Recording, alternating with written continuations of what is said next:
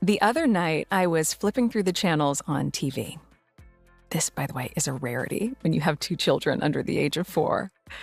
But I saw an episode of a game show called Deal or No Deal. This brought back a lot of memories. Meghan Markle is opening up about why she left the series Deal or No Deal during her latest podcast episode of Archetypes with special guest Paris Hilton.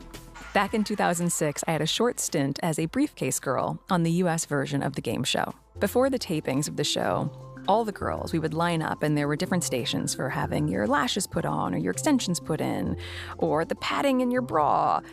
We were even given spray tan vouchers each week because there was a very cookie-cutter idea of precisely what we should look like.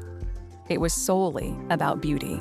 As the Duchess of Sussex looked back on her time on the game show, she claims she was objectified before heading onto set. I'll never forget this one detail. Because moments before we'd get on stage, there was a woman who ran the show and she would be there backstage, and I can still hear her. She couldn't properly pronounce my last name at the time, and I knew who she was talking to because she would go, "Markle, suck it in. Markle, suck it in."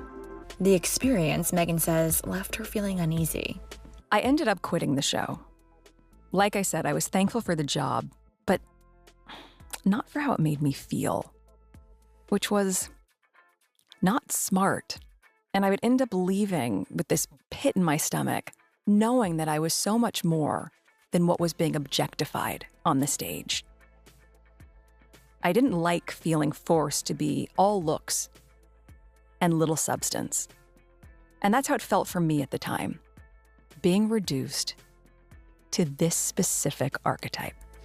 During her conversation with the Paris in Love star, the pair broke down the stereotype of being a bimbo, and Paris opened up about using her Barbie-like persona as a coping mechanism after being sent to an abusive boarding school.